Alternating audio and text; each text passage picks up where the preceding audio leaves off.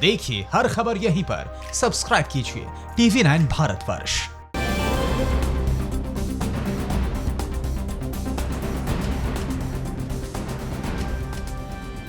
अंतर्राष्ट्रीय बाजार में कच्चे तेल का भाव गिरकर काफी नीचे पहुंच चुका है। मांग कम होने की वजह से कच्चे तेल की कीमत में रिकॉर्ड गिरावट भी दर्ज की गई। पानी के एक बोतल से भी ज्यादा कच्चा तेल सस्ता हुआ। आज से दिल्ली के आजादपुर मंडी में 24 घंटे खुले रहने के आदेश आ चुके हैं। वहीं विजय माल्या को जोर का झटका जोर से लगा है। तो देश की बड़ी खबरों के लिए आपको दिखाते हैं टॉप 9 राष्ट्र। कोरोना वायरस का कहर अब दुनिया भर के कच्चे तेल उत्पादकों पर भी हुआ है। जहां अंतर्राष्ट्रीय बाजार में कच्चे तेल का भाव गिरकर काफी नीचे पहुंच गया। मांग कम होने की वजह से कच्चे तेल की कीमत में रिकॉर्ड गिरावट दर्ज की गई है। कारोबार की शुरुआत $18.27 प्रति बैरल से हुई और घटते घटते पहले $1 के निम्नतम स्तर पर पहुंच गई और मार्केट क्लोज होते होते ये नेगेटिव में पहुंच गई। न्यूयॉर्क में कच्चे तेल की कीमत $0.01 प्रति बैरल पर पहुंच गया। कोरोना संकट के बीच मदद मुहैया कराए जाने पर अफगानिस्तान ने भारत का आभार जताया है। अफगानिस्तान के राष्ट्रपति डॉक्टर अशरफ गनी ने प्रधानमंत्री नरेंद्र मोदी को शुक्रिया अदा करते हुए ट्वीट किया, जिसमें उन्होंने लिखा है कि मेरे मित्र प्रधानमंत्री मोदी और भारत का शुक्रिया। हाइड्रोक्सीक्लोरोक्विन की 5 लाख टैबलेट, पैरासीटामोल की 1 लाख टैबलेट और 75,000 मीट्रिक टन गेहूं उपलब्ध कराने के लिए भारत को धन्यवाद देते हैं। जिसके बाद पीएम मोदी ने कहा कि कोरोना से दोनों देश मिलकर लड़ेंगे।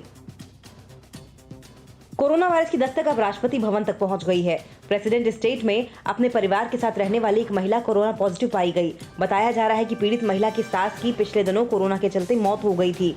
महिला का पति राष्ट्रपति भवन में ही काम करने वाले अंडर सेक्रेटरी लेवल के एक IAS अधिकारी के दफ्तर में काम करता था। मामला सामने आने के बाद अंडर सेक्रेटरी समेत 11 लोगों को क्वारंटाइन किया गया है। कोरोना वायरस के संक्रमण को रोकने के लिए लागू लॉकडाउन में दिल्ली वासियों के लिए एक राहत वाली खबर है। आजादपुर मंडी आज से 24 घंटे खुली रहेगी। सुबह 6 बजे से रात 10 बजे तक सब्जियां और फल बेचे जाएंगे, जबकि रात 10 बजे से सुबह 10 बजे तक बाजार में ट्रकों की आवाजाही की अनुमति होगी। मंडी में हर 4 घंटे में 1000 लोगों के प्रवेश की अनुमति होगी। तबलीगी जमात के प्रमुख मौलाना साद ने एक ऑडियो जारी किया है। ऑडियो के जरिए मौलाना साद ने रमजान में मुसलमानों से घरों में रहकर इबादत करने की अपील की है। साथ ही मौलाना साद ने सभी लोगों से प्रशासन का सहयोग करने की भी अपील की।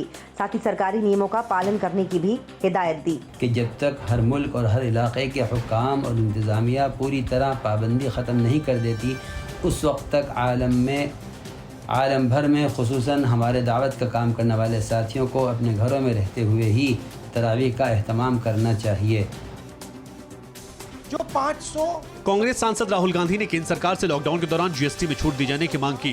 ट्वीट करते हुए लिखा कि महामारी के उपचार से जुड़े सभी छोटे बड़े उपक्रम GST मुक्त किए जाएं। राहुल ने कहा कि बीमारी से जूझ रही जनता से सैनिटाइजर, साबुन, मास्क और दस्ताने जैसे जरूरी सामानों पर GST वसूलना गलत है।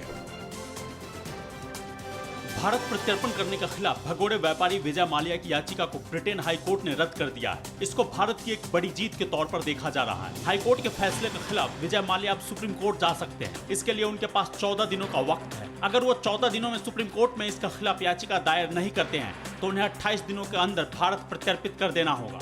उन्हें प्रत्यर्पित करने का फैसला ब्रिटेन के गृह मंत्री प्रीति पटेल के हाथों में होगा। दिल्ली के पटेल नगर इलाके में आपसी विवाद में एक शख्स की हत्या कर दी गई। बताया जा रहा है कि मृतक कृष्णा का अपने पड़ोसी से विवाद चल रहा था। हालात इतने बिगड़ गए कि दोनों गुटों के बीच मारपीट की नौबत आ गई। एक युवक ने पीछे से कृष्णा के पेट में चाकू मार दिया। अस्पताल ले जाते हुए कृष्णा की मौत हो गई। हत्या की ये सनसनीखेज वारदात CCTV में कैद हो गई है। पुलिस मामले की तफ्तीश में जुटी हुई है।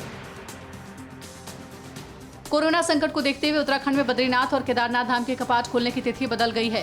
टिहरी राज परिवार और सरकार के बीच हुई बैठक के बाद इसका फैसला लिया गया। बद्रीनाथ धाम के कपाट अब 15 मई को सुबह 4:30 बजे खोला जाएगा। पहले ये कपाट 30 अप्रैल को खुलना था। वहीं बद्रीनाथ के कपाट खोलने के एक दिन पहले 14 मई को केदारनाथ कपाट खोलने की परंपरा है।